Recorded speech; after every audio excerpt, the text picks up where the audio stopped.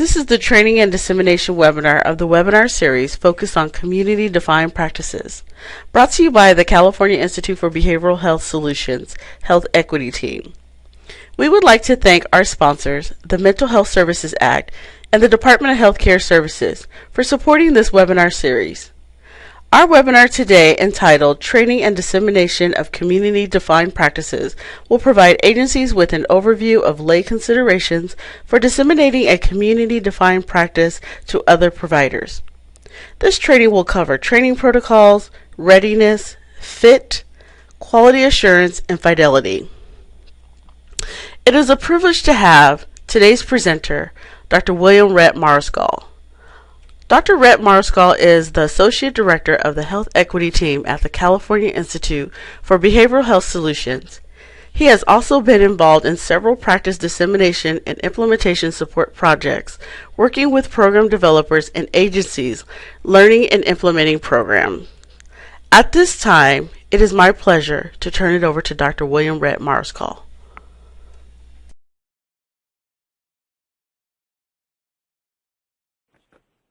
Thank you, Sharon, and good afternoon, everyone.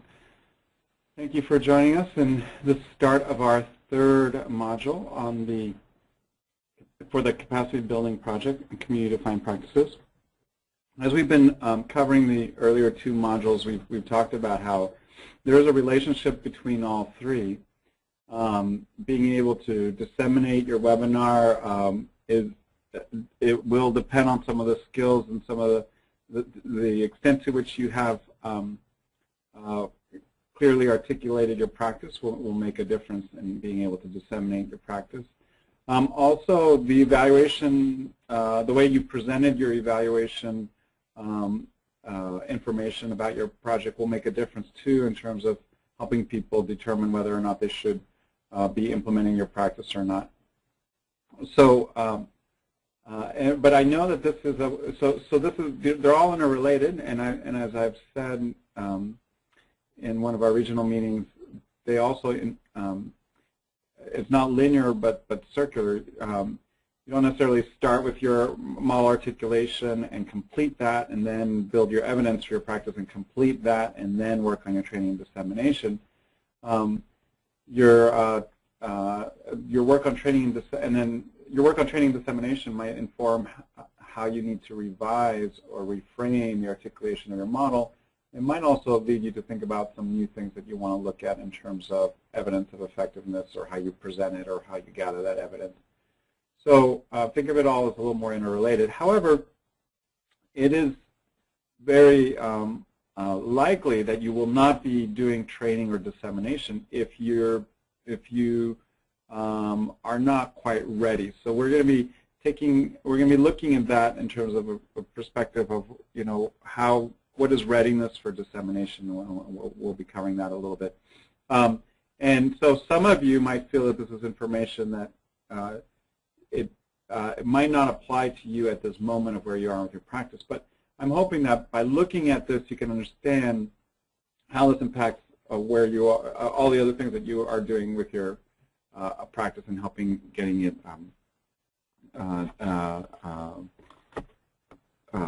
better known and supported and hopefully funded. So hopefully, even though you might feel that you're not at this stage yet, but there's still a lot of information here that will be useful for you.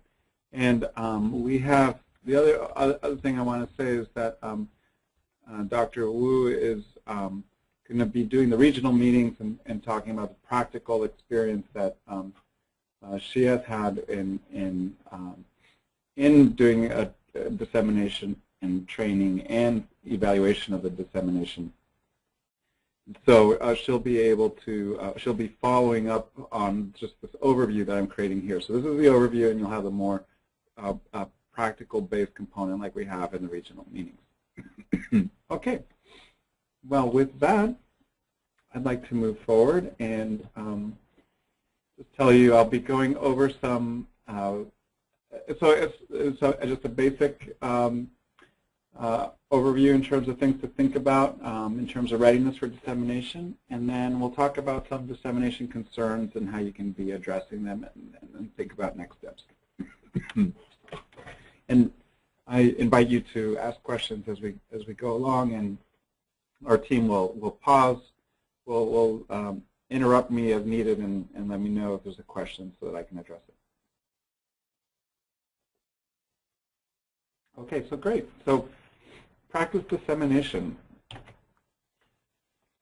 So why, I apologize for coughing, but anyway, why dissemination? Well, there'll be a time when you might run into a situation, one of two situations in particular push this need to think about dissemination. One is that there are communities like LA County, for example, that went through a process of identifying community-defined practices, but they did not identify them to fund that agency to continue to provide that practice at their agency. It was really to identify the practices that would be listed in a guide and could be then chosen through a planning process in each of the planning areas to be implemented in that area in LA, and then to find an agency who would implement it.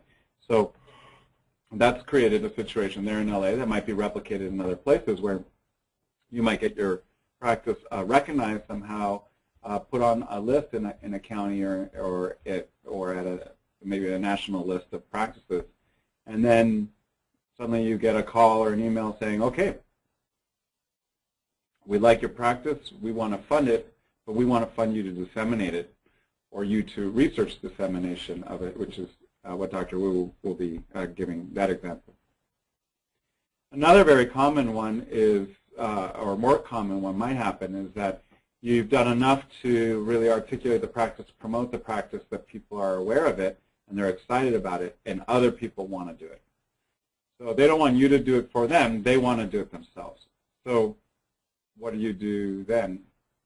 Are you ready for that situation? And that's what we want to help you be ready for that, because it really takes shifting from being a service provider, someone who's used to just providing the service and refining that service and doing a good service, to becoming someone who's a practice developer or trainer, which is a totally different skill set. Okay, so to help frame this discussion, I thought it would be helpful to share with you what SAMHSA, the Substance Abuse and Mental Health Services Administration, what criteria they use in listing and assessing practices that get put on their National Registry for Evidence-Based Practices.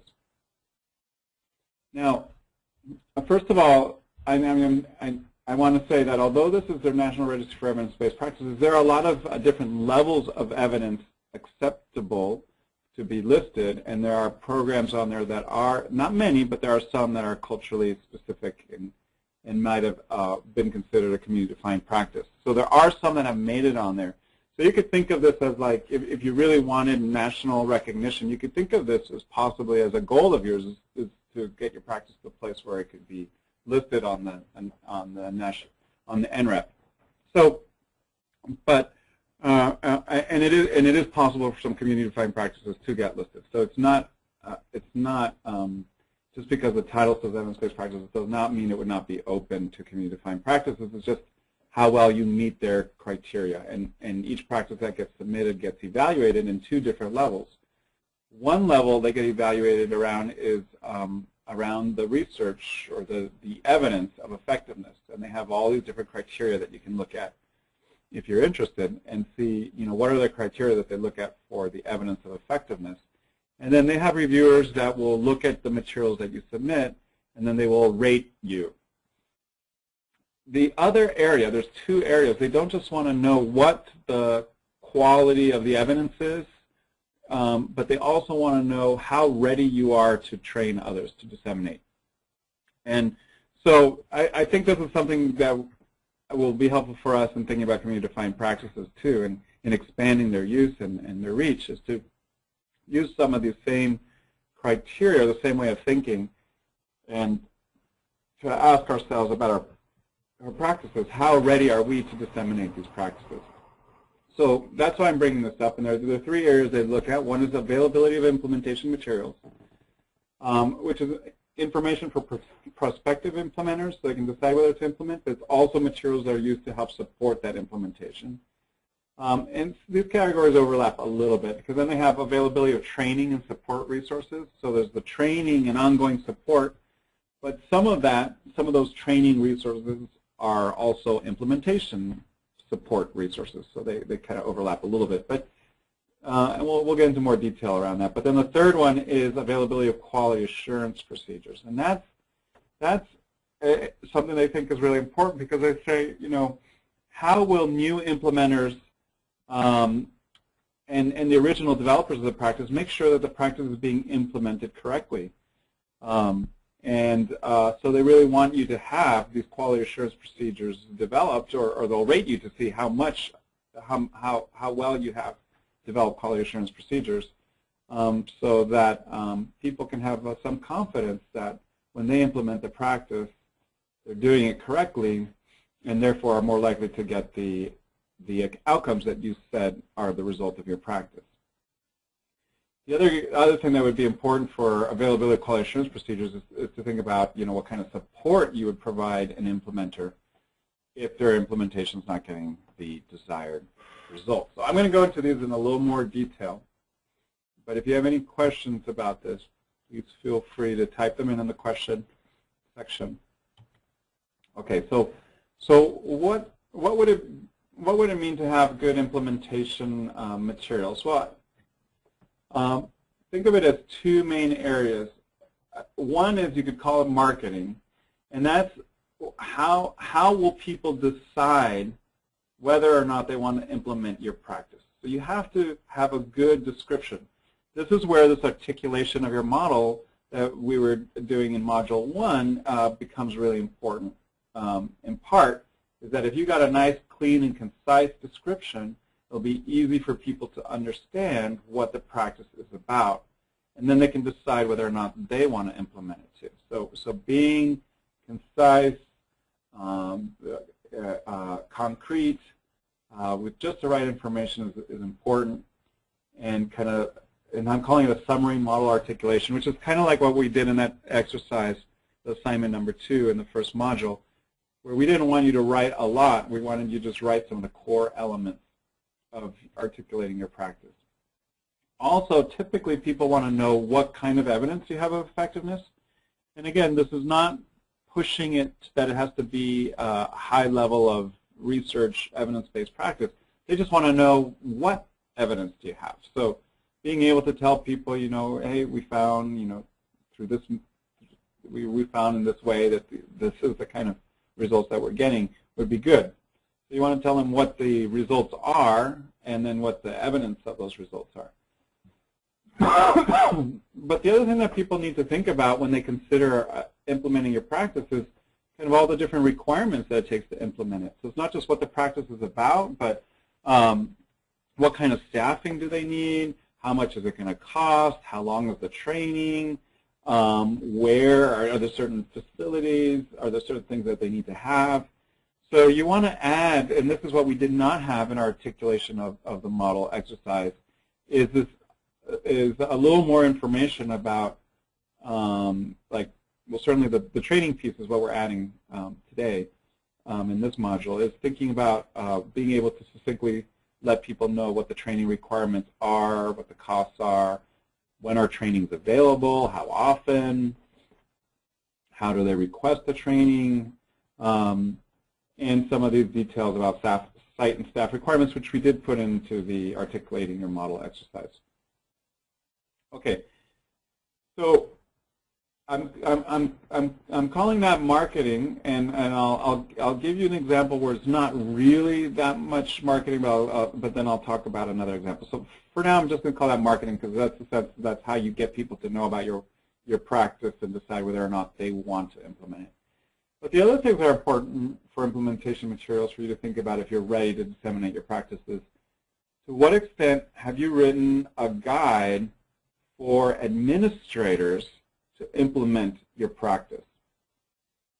These are not, it's not a training manual, and it could be a couple pages in the beginning of your training manual. It doesn't have to be a separate guide, but people, it's helpful if you have some instruction on how to set up the program. What are the requirements for making the program happen correctly? And that's different than the actual, practice. That's different than the actual skills that the practitioner needs to do your healing practice.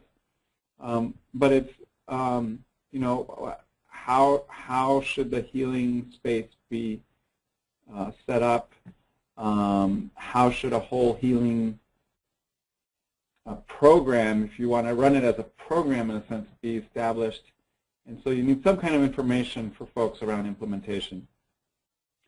And another one that we really help, that we have used a lot here at CIBHS when we're helping developers implement practices is we'll bring together interested agencies who are interested in implementing the practice, but we'll work with the developer to find out if they have a readiness assessment or to develop a readiness assessment. And then we'll help, then we provide the support for the agencies to kind of complete that readiness assessment and determine whether they are ready or not to implement the practice. So this is really helpful for you to think about as a developer, because there are agencies that might not have the capacity at this time to implement your practice, but they might at a later point in time.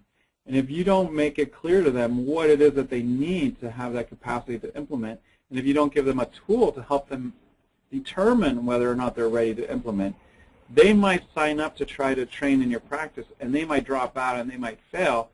They might get really frustrated, or even give you a bad reputation in some level because you didn't warn them adequately in terms of what was needed for them to be able to start getting trained in the practice. Okay. Now, okay, great. Okay, I saw some questions, but they're not for me. Okay, good. So let's go on. The next area that I wanted to just give you an example. So this is an example from NREPP itself. Now, I encourage you, if you're at all interested in these evidence-based practice listings, to go and look at it. And I did the address there, the URL at nrep.samhsa.gov. But I picked one of the programs that I told you was a community-defined practice. This is Joven Noble. Joven Noble is produced by our friends Jerry Tello and we had Heriberto Camilla, who works with this organization. So this is one of their practices. It's similar to, when Beto was doing the evaluation training talking about their work, this had some of the same elements. And they were able to take this practice all the way up and get it listed in the NREPP. So I picked this example as something that might encourage you. But I'm calling this marketing because if you do, there are different places that list practices, including, for example, LA County has their own registry, and maybe you're in a county that you could push that county to start identifying community-defined practices and create their own guide of community-defined practices in that county. That might be something that you can work towards at a local level. Or maybe someone needs to create a registry at a state level beyond the static listing that is in the California Reducing Disparities Project, the population reports, something that's dynamic that can be updated. So that might be something that can be done in the future. But and those things are considered marketing because people can flip through them and they start to look for a practice that is relevant to their community. So that's why I put this here as one example. And you see it's a very succinct definition of the practice, youth development support and leadership enhancement curriculum designed to strengthen positive factors among male Latino youth ages 10 to 24. One sentence quickly tells you what it is and who it's for. Then it adds a little more information. Curriculum aims to promote character development about its intended outcomes and its methods. Rites of passage development And then it has again, the intended outcomes: reducing and preventing unwanted and unplanned pregnancy, substance abuse, community violence, and relationship violence. It also has some outcomes of responsible and respectful behavior in relationships. Done in 3 sentences, very quick, succinct explanation of the practice. Does not go into the history of, so much into the history of why this practice needed to be developed, but it goes on a little further into the second paragraph, and it tells a little more about the cultural underpinnings of the practice, including, as you see in the second sentence, adding Latino cultural values without actually listing what the traditional Latino cultural values are there, but it does then, in the next sentence, break down the actual structure of what the practice is. So it tells them 10 weekly sessions, 4 core teachings, and that's when you start to see the cultural elements. You see conocimiento, entendimiento, integración, and movimiento. So they put in, but again, not very long. This is a paragraph that describes the program and a little bit of its cultural underpinnings and philosophical. The theory of change is somewhat in there. And then it ends with the setting.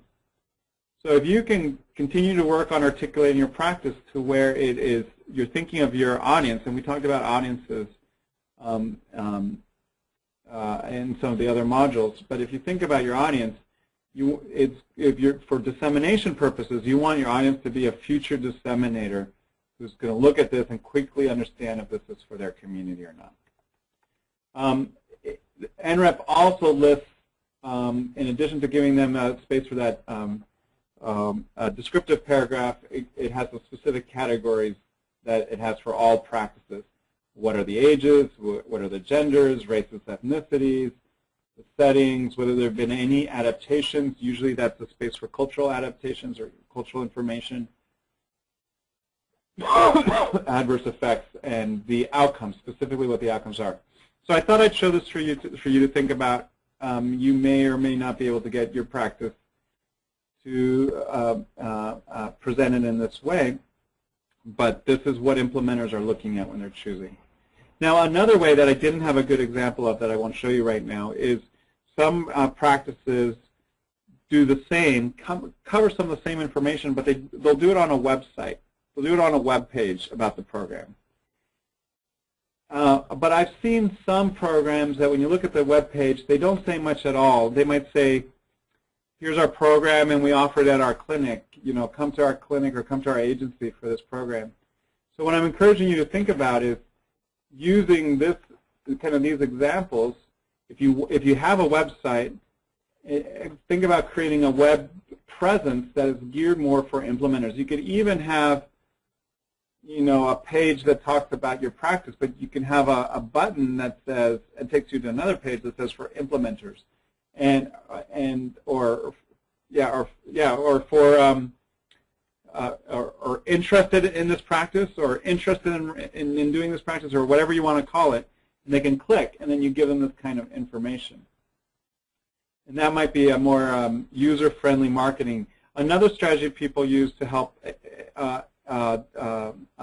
communicate their practices, they put it on a brochure or a flyer or something like that that has this kind of information, not necessarily listed like this, but this kind of information, maybe like this description put on a flyer.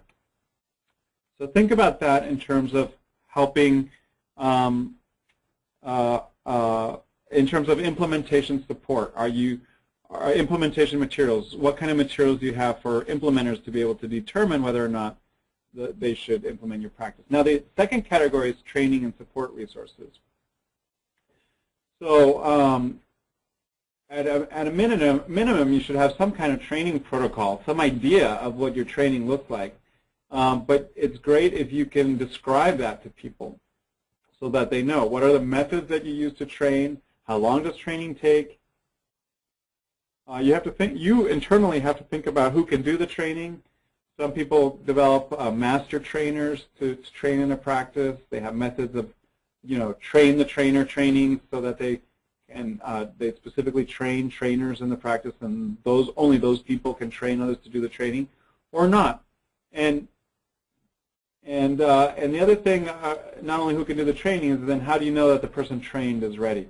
Now, I just want to pause for a second here and say, I'm sharing all of this with you, but of course, I want you to think about this from the context of what makes sense for your practice, because each culturally based practice has a different worldview and a different way of doing things, and so some of these things I'm saying might not fit for your practice, or not fit that clearly.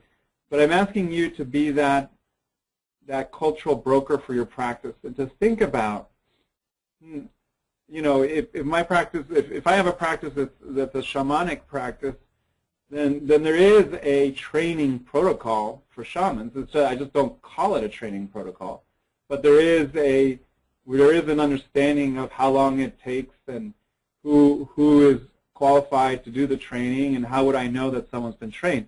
That does exist in non-Western practices. So I just want to make sure you're remembering that as I'm going through this. Think about it from the context from the cultural context of your practice. Training manuals. So again, we talked before about how some communities, there are a lot of traditions that are oral and not written.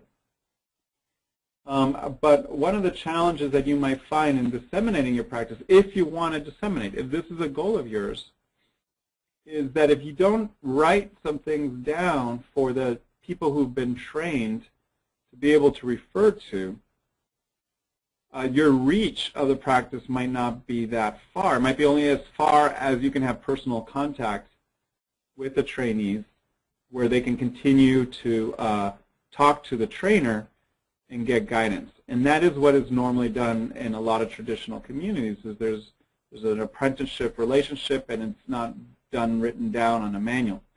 But and you don't have to think about wanting to make this ready to disseminate widely. But to those who are interested in that, if that is a goal, think about if there's anything that it would be useful to write down, both for the trainees so that they can refer to it, but also so that the trainers might have some kind of consistency in terms of how they do their training.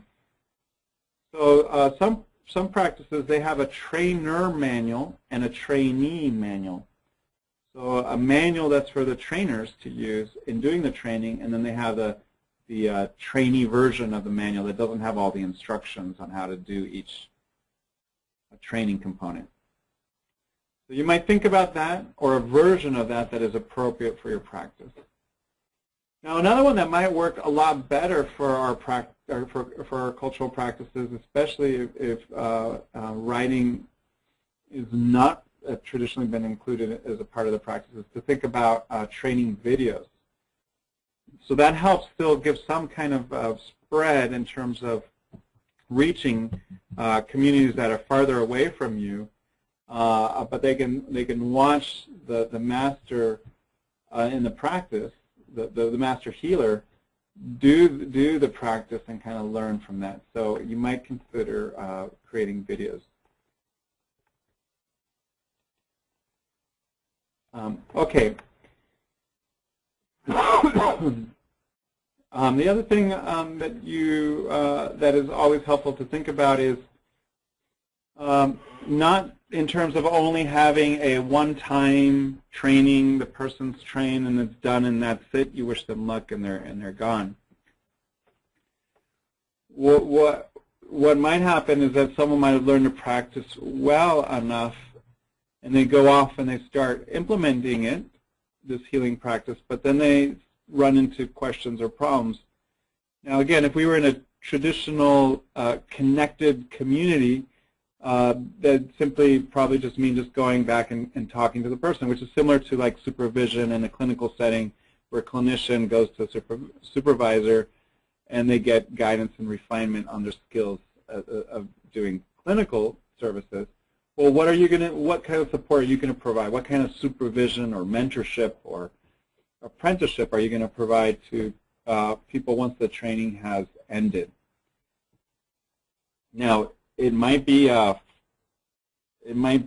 very impersonal, like a frequently asked questions on a web page that people can refer to, that you cultivate as people send you emails, and you can encourage them to send you emails, or they can call you, or to more of having a formal, ongoing kind of mentorship that goes on beyond the training for a certain period of time, whatever is appropriate for your practice. It's something to think about.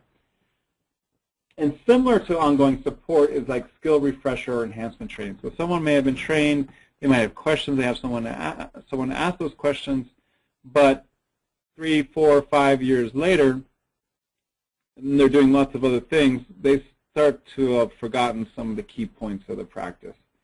So there's some practice developers who want people to kind of retrain or refresh, or even to, some of them even have different levels of skills. So you might train at a certain level, and then you demonstrate capacity, and then you have higher levels. So think about whether you're going to have enhancement trainings or skill refresher trainings, what's appropriate for your practice. Okay, and the last area in terms of being ready to disseminate, to think about ready to disseminate your practice, is quality assurance procedures. And this is really addressing the question of, is your practice being implemented correctly? And there are different kinds of tools that you can have, like fidelity checklists that make sure that the people who have been trained can go through at irregular intervals that you determine, and they check and see, well, do I have these different components, or I'm doing these different things? If I am, then I'm being faithful to the practice, and that's fidelity. It's a checklist that helps them see, are they being faithful to the practice or not? And it helps, and not only is that a quality assurance, but it helps keep people focused on what are the core elements of the practice. But some people include either as part of their training or as part of ongoing kind of recertification of people who've been trained, like years, every couple of years, that they have to videotape themselves doing the practice and send it to the trainers, and the trainers then have someone review the tapes, or they review the tapes themselves, and then they can continue to certify or allow the person to continue to do the practice, or identify that the person needs some additional training. So that's something that you could think about as a way of making sure that the practice is being implemented correctly. Of course, another tool that is used in a lot of training programs is to have people practice the skills in front of someone who's a master in the practice. But you might have that not only be part of the training, but you might have that happen sometime after the training, where they have to do some kind of practical exam, practical demonstration. One way that people do that is they do site visits. You might say, okay, I've trained you, and then I'm going to do a site visit every year, and I'm going to come and I want you to do a practical demonstration. I just want to make sure you're still on track and still doing right, and answer any questions. So that could be a method that you use for quality assurance. And another one is, another one is to expect, and I think Dr. Wu will talk about this. I imagine this was part of the implementation project that they did. If your practice if you found that your practice generates certain outcomes, has certain impacts on the target population, then you can give a tool, like some kind of, like the tool you use to evaluate that and find that in your practice, you can give it to all the people who implement your practice and say, I'd like you to use this, and I'd like to see if you are getting the outcomes that we were getting. And that can be a way of checking and say, well, hey, suddenly they're not getting the same outcomes. What's going on? And maybe there's something going on in terms of the way that they're implementing the practice. So you can think about that. Now, this is something, though, however, that was an issue that was brought up by one of our presenters at our Building the Evidence Summit that we held last year, where they said that sometimes a national practice that wants to be disseminated to different communities comes in and says, you have to use this assessment tool that we used, but the practice is now being implemented in a different cultural community than the original one, and then you have a problem that the tool is not culturally appropriate. And what do you do there? So maybe it assumes a certain literacy level, a certain amount of knowledge about American culture or understanding of idioms, or other things that just don't fit. So you might think about that. Maybe that's something that you don't want to use. But if you narrowly define who this practice is for, a specific community, and you know that the tools that you use to evaluate the practice work for that community, then they will probably work also when other people implement the practice, and you can probably ask them to use the same tools. But just think about, again, the cultural appropriateness of that method. But it's a good one of making sure it's being implemented correctly. Another thing that is great for a practice to have good quality assurance procedures is not only to have these tools available for implementers, but also to have resources available after someone uses this tool and they find out that they're not implementing it correctly. So again, that goes back to training or technical assistance. So what happens if they do a fidelity checklist and they find that they're not implementing the practice well? What do you have a plan around that? What have you thought about that? So to think about that, to think about how you can help implementers improve, will increase, let's say, your rating if you were going to submit this to NREPP around quality assurance procedures, that you have not only tools to make sure it's being implemented correctly, but you have a kind of support to help people improve their implementation. Okay, so I hope that was a useful framework for you to think about. I'm going to switch from this framework. There's going to be a little overlap. Some of the topics are a little similar, but I'm going to switch to some dissemination concerns that you might have as a developer of a practice, and concerns that you might have around either implementation, training, or quality assurance, and then some strategies that you can use to kind of address those concerns. So again, this will overlap a little bit, but it should take us in a different direction because I'm going to give you some concrete ideas in terms of how to address these concerns. So I picked 5 concerns to talk about for the rest of our time together. There might be some others, but I think these are some of the main ones. And if you have others that you think about, share them with us, and we can talk about them when we're doing the regional meetings. But I think one big concern is fit. This one about fit is actually at the heart of so much of what we're trying to do with community-defined practices. And that is that, in part, what we're saying is that practices that have been developed and evaluated for a certain population may or may not be a good fit for a different population. So as you become a developer of a community-defined practice, this should become a concern for you as well.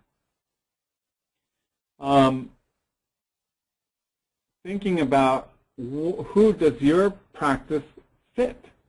What population? Is there a certain setting, or does it only, maybe only produce a certain outcome? So if people want other outcomes, and it doesn't fit for those other outcomes because it's not meant to do that. So this is a concern that I think that you'll want to think about in terms of your practice. And I'll give you an example. When we were doing the process in Los Angeles County, where we were helping LA with their identification of community-defined practices, and we got several applications that came in and reviewed the applications. We got applications from some agencies that said, we are, and on the application it asks, what was, this is a, community-defined practice. These are culturally based practices. What is the culture or community this practice is for? And they said, we're an agency that serves a multi-ethnic population in Los Angeles. We serve Ethiopian, Latino, Indian, Somali, and African American, and our practice is for all. Well, that's their agency serves all, but our community-defined practice we might want to think about is, well, this came out of a community, so at the very least we know it works for that community it came out of, that the community helped define that practice. And if you have but now that still doesn't mean though that that practice that worked well in a certain community won't work in another community, but you might not know that. You might not have tried it in other communities. You might not have tried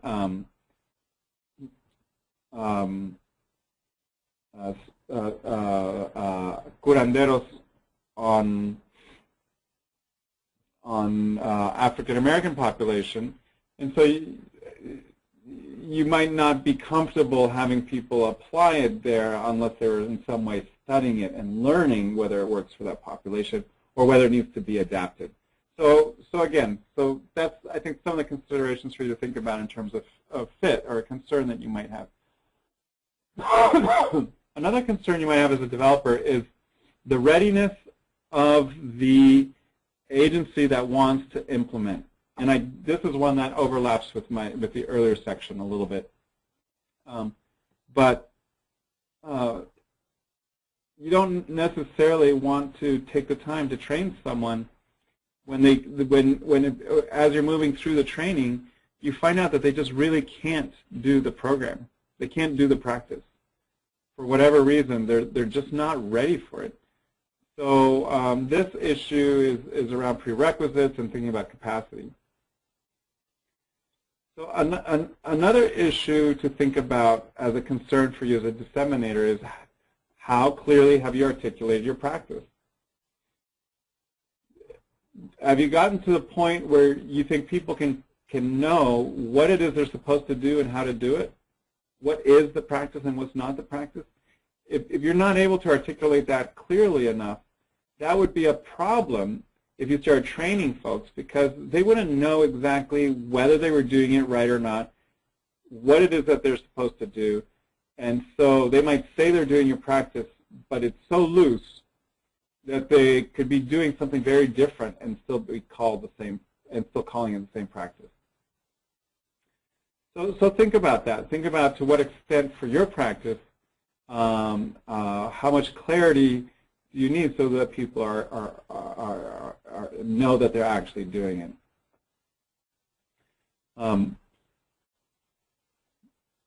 I'll give maybe an example from, and Charlie, you can type in a little more if I get this wrong, but let's just bring in a little discussion around this one. I'll give an example. I think, Charlie, you spoke about this. I think we spoke about this when we were at the meeting in Oakland. But a sweat lodge is an example of something that a lot of people claim they know how to do a sweat lodge, and a lot of people have kind of misappropriated that practice and think they know what the core elements of it are and that they're able to do it. But I think, and my understanding is that a true traditional sweat is so much more than what some people think it is. And so why is it that some people think they can do it, or some people think they are doing it? So that's what you want to think about in terms of your practice. You don't want people necessarily thinking that they can do it or they know how to do it when it's not really the practice. So that's an example of the issue around clarity. Let's move on to quality. This is related. Another concern that you might have around quality is, first of all, that people are qualified to do the practice in the first place before they even get trained. You know, I think when we were in the regional meetings and we were talking about, for example, the spirit calling, and that was an example where we were told that for someone to do that work, to be a shaman and to do that kind of healing, they have certain dreams, and they have to go through some. I believe it's their own illness, and they have certain things that they need to go through before they would be even considered to be trained as a healer. And not just anybody who wants to be a healer, but I have heard that there are some places that are now trying to train anybody in how to do the Hmong and how to be a Hmong shaman, just if they want to. So this is a question, I think, as you think about the core of your traditional practice or community practice, it might become something that you think about as really important for your practice. How do we know who's qualified to even be trained to do the practice? And then the other concern of a developer would have is, of course, this is related to the training. So now they're qualified to be trained and to do the practice. How do I know that they're not qualified, they've been trained correctly? So that's a concern that you want to think about as you develop your training protocol. And lastly, we've talked about this before, fidelity, but I just want to add another piece to it, and that is a focus on fidelity. A criticism that some people have, that clinicians have, that when I've been involved in evidence-based practice training with clinicians, is they have said that to be a clinician really is an art, and every individual person has their own way of being a clinician. And so some of them have said that in evidence-based practice, because it has a structured approach, and there's this structured sequence and things that they have to do, that they feel that they don't want to do that. They don't want to be trained in a practice because it goes against what it means for them to be an artist in their clinical work.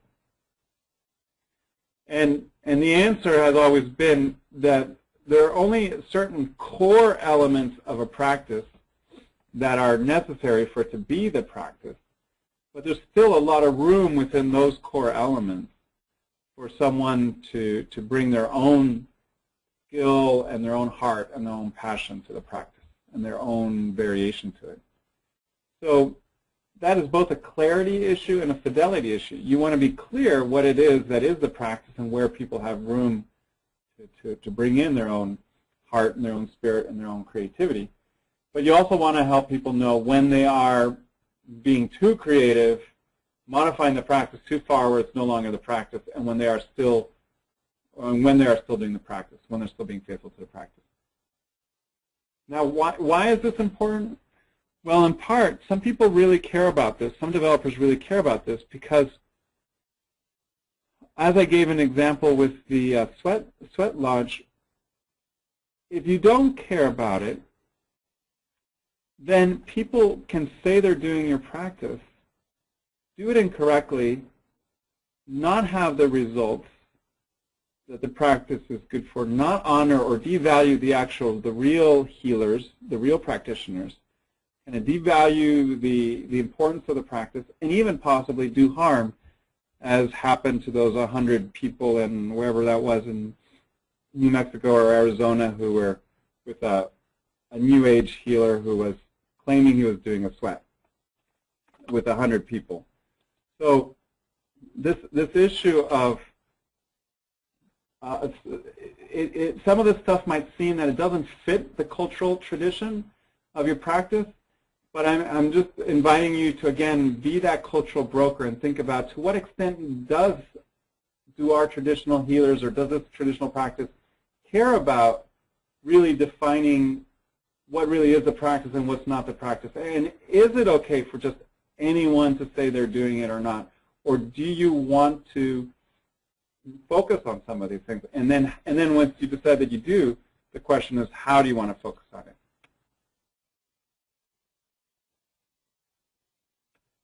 And Charlie's adding, as I said about Arizona, that the sweat can actually be dangerous. So that, you know, think about that. You might have a practice that could even actually be have dangerous if people are not following it correctly. So I invite you to think about this. This might sound too much from the system, too much like evidence-based practice, but I think there's stuff in here that can make sense to your community, your practice, if you think about it, how it works. So I'm going to give you some suggestions in the last part of this presentation on how to address these concerns. Okay, so sorry. So first of all, for fit and readiness, you might think about, one, the articulation of your practice, being clear who it is for so agencies can determine fit.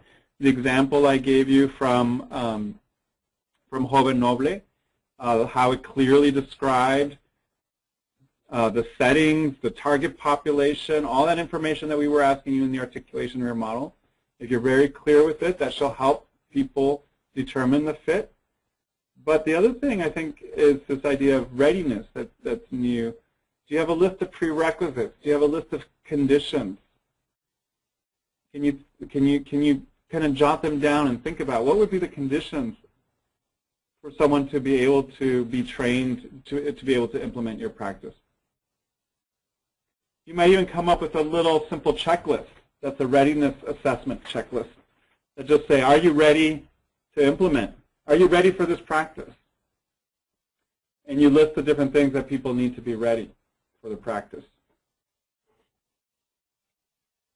And then you may think about what kind of support you want to give people who are ready to implement, to get ready, who say they're interested but they're not ready. You might say, okay, you know, I got these agencies who are interested. Let me just check and see if you're ready. Oh, you're not ready?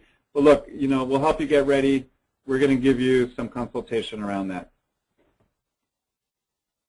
So think about providing readiness support. Clarity, of course, articulating your practice, the how, when, why to do things, and what is the core and what is the individual expression of the practitioner. So I don't need to talk about this further. We talked about it before, but this just might inform, might have you go back again and re-look at how you're articulating your practice and develop and refine it even more. Quality, how do you address the quality concerns? I think you should come up with some kind of, or I recommend that you think of some kind of prerequisite for people to be trained as a provider. Are there certain age requirements? Are there certain experience requirements? Are there certain knowledge requirements? Are there certain skill requirements people have to demonstrate before they can become a provider? Think about that. Think about what it might have been out of the traditional practice. Just try to put those down so that you can be intentional about making sure, if this is an area of concern of yours, you can be intentional about making sure people do this. And like I said, a lot of traditional practices already have this. It's not written down. But if you ask a traditional healer who they would train as a healer, or if you just walked up to a traditional healer and you said, hey, I want to be a healer, they might tell you no, and they might give you reasons why not. But they might not, depending on the tradition. They just might say, nope, you're not ready. And then you have to find out what it is to get ready. So, but most practices have some sort of already some idea of what it takes. So jot those down, think about them, be clear about them. And then, although this sounds very Western and formal, but think about how will you know when someone's been trained enough? How will you know when they're ready to go off and do it?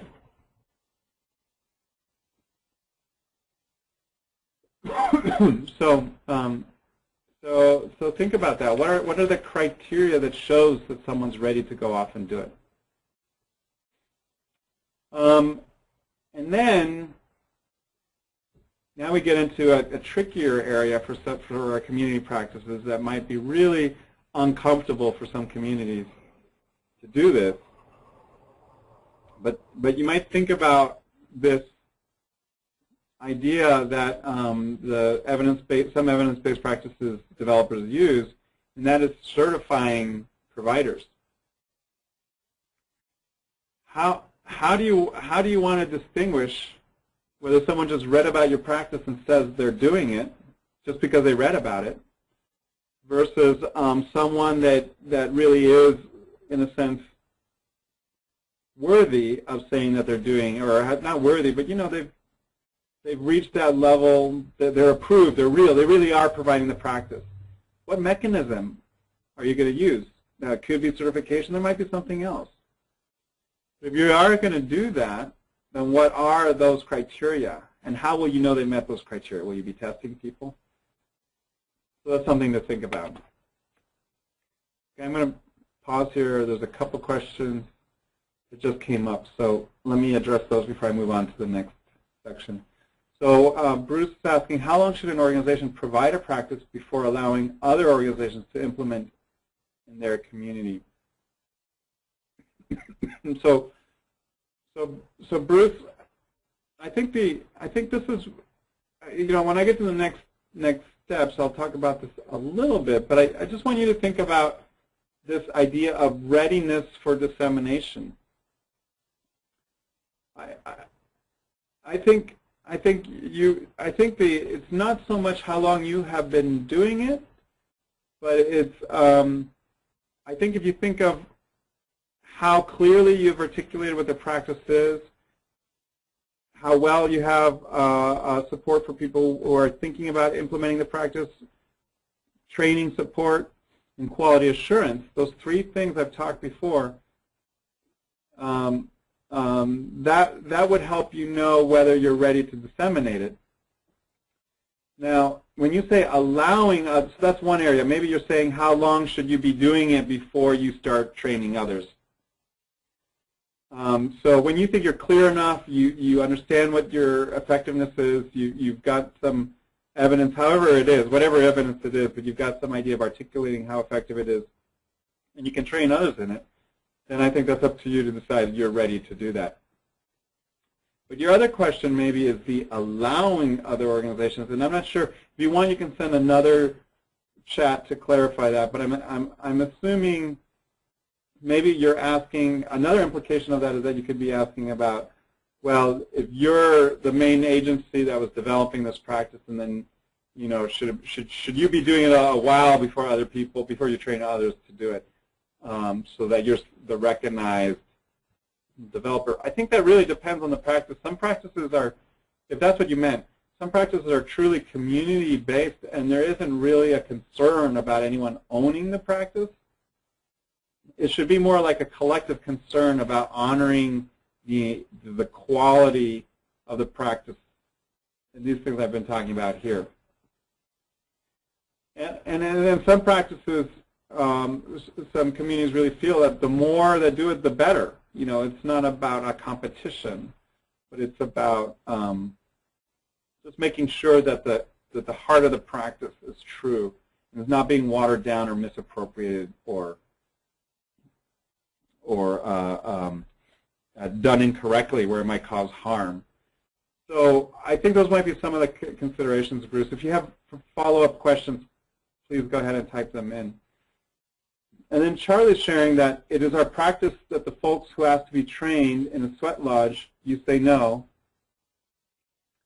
As in asking, they show they're not ready. Most people are asked after they have showed commitment to the practice and are helping after years.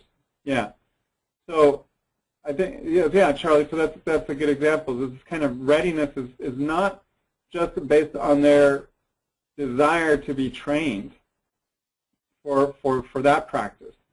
It's not just, well, oh, I'd love to, I think I want to do, I want to be a leader in this, I want to be a facilitator of these, I want to do these. So you just ask to do it. In the tribal tradition, that's actually an indication that they're not ready. but rather people showing commitment to the practice by volunteering, supporting, helping, and really being a part of it. So Charlie, thank you for that example. So although I'm giving you these like formal, again, I just want to repeat, although I'm giving you kind of this formal way of thinking about it that developers think about it, I'm encouraging you to think about that from the context of your practice and your community. Okay, and then I think this is the last one. Fidelity. So we've talked about this. Some practices, this might not be a concern. You might not worry that people say they're doing the practice, but they're not really doing it anymore. I was working in an agency where I was trained to do this kind of therapeutic foster care program, and we were doing it according to the model. And then before I left, the executives in the agency were saying, you know, we're not so sure we want to do it that way. I think we want to do it with some of these other things that we like to do. And then I left that agency, and then I found out that afterwards they decided that they were going to stop calling it that practice because they really wanted to do something else. They wanted to use some of the ideas of the practice, but they wanted to do it their way. So at the very least, they recognized that then they couldn't call it that they were doing that practice anymore. But there might be other agencies that might be trained in your practice that might tweak it and change it and still say they're doing it. So that's something for you to think about. Is that something that matters or not for you? And then how would you know? If it does matter, the next question is how would you know? So again, I encourage you to think about, are you going to do regular site visits? Are you going to give them a fidelity checklist? Are you going to ask them to submit tapes every year, every 6 months, every 2 years? Okay. Now I have another question here. And the question is,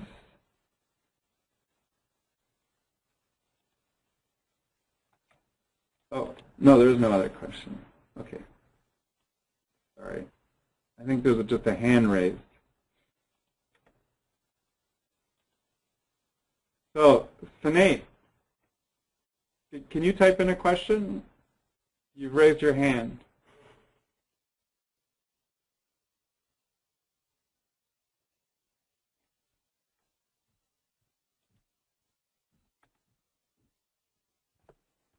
And I just wanted to chime in, this is Christy Higgins, that if you all do have questions or comments at this point, please do use the chat box or the question box so that we can respond to them. Okay. Okay, great. All right. So I guess some of you are testing out the raising the hand feature. So if you don't have a question, we'll lower your hand. Okay, thank you. And Sinead, we do see you saying that you didn't have a question, so thanks. Okay, so great. So lastly here, the end of the presentation, then we can have additional discussion, comments. I do want you to think a little bit, and you know, Sheila's on the call, so if you have any specific things you'd like us to focus on as we go deeper, that'd be a great time to share that with us.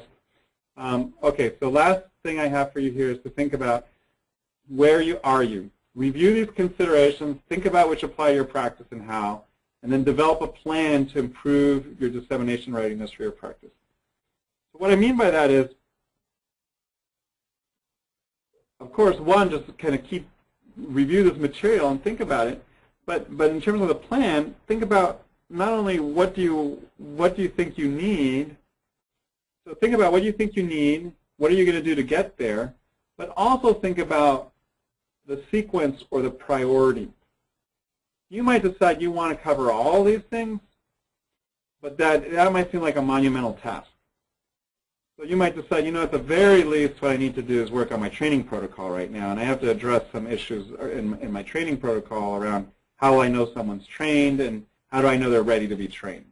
So you might develop kind of like a plan that says, I'm going to work on that first. Those are the things I need to really have clear. and I'm gonna build those first. And then later you can think about, oh, but now I want to do some ongoing support, and I want to do quality assurance, so I'll work on those later.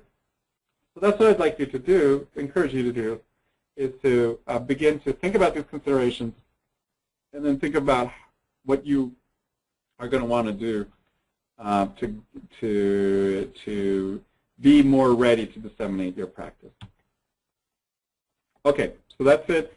And Christy, I appreciate you chiming in there. I was checking out some of the questions because there have been so few, but if you want to moderate additional questions now, that would be great if any more come up. And I encourage you all, again, not only to ask about these things that we've covered, but maybe share some of your thoughts, comments, and any specific requests that might be useful for Dr. Wu would be great. Perfect. So this is Christy. I did want to mention that Dr. Wu said she'll talk a little bit more specifically about fidelity at the regional meetings. And as courses, we'll just indicate it if there are specific areas of focus, topics, things as well that you would like her to delve into more detail in when we meet in person. Please make sure that you speak to those now.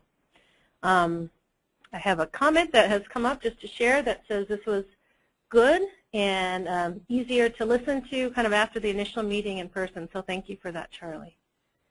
Are there other comments, questions, responses that you have to either information we've covered today or for the future or about the assignments, anything that we can address? If so, go ahead and use your question feature to do that.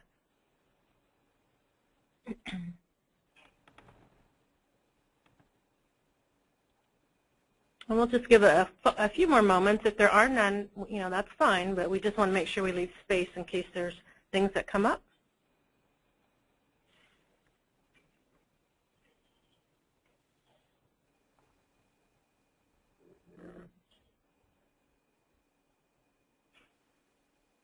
Okay, well, I'm not seeing anything at this point, so perhaps we are complete. Will, do you have any kind of closing comments or anything as we prepare to end? No, that's it. I just really encourage you to think about this as also a incremental process. Over time, you'll get more and more developed in these different areas, and your practice will get clearer in these different areas, and you'll see what's most important for you. So I don't want you to feel overwhelmed by it, but just think about it. The more prepared you are in these areas, I think the better the dissemination will go of your practice, if that's your goal, to disseminate your practice.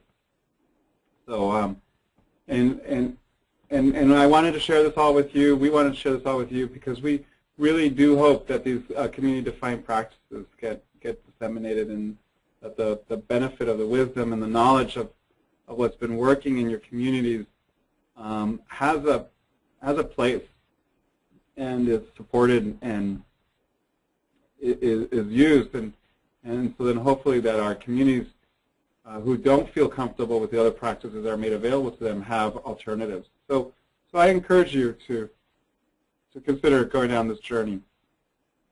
And so I thank you for your interest and your effort. And I'll see you at our regional meeting. And before we disconnect, maybe we can do a quick reminder. I'm happy to do that, of when the next regional meetings are. You may have heard them at the beginning, I'm not sure. But if not, maybe you can make a note on your calendar. I know May Chan, if she has not already had a chance to send out the schedule for the remaining of this year, she will go ahead and do that, I think, in the next day or so. But the next regional meeting in Southern California is on Thursday, April 9th from 10:30 to 2:30 p.m. and it'll be at the California Endowment, the Los Angeles California Endowment. And then the next Northern Regional meeting will be on Thursday, April 16th from 10:30 to 2:30, and that's going to be at our offices here at CIBHS in Sacramento. So we look forward to seeing you all then. And we'll also send out a recording, a link of the webinar from today, recognizing you all have been here. You may not want to listen to it again, but those who weren't able to join us will have an opportunity to do that. So I think that's it. So with that, we wish you guys a great week, and we'll see you soon. And don't forget to turn in your homework, too, by the way, your last assignments for building the evidence. Oh, and not only that, not only just turning in your homework, but please, we encourage you to take advantage of the TA. The presenters that we've had are available to provide technical assistance. So if you now have new ideas of technical assistance, you want an articulation of your model, contact us. We'll get you in touch with our TA provider, and we'll be happy to assist you. So we really want you to take advantage of those resources. Okay, thank you. All right, thank you.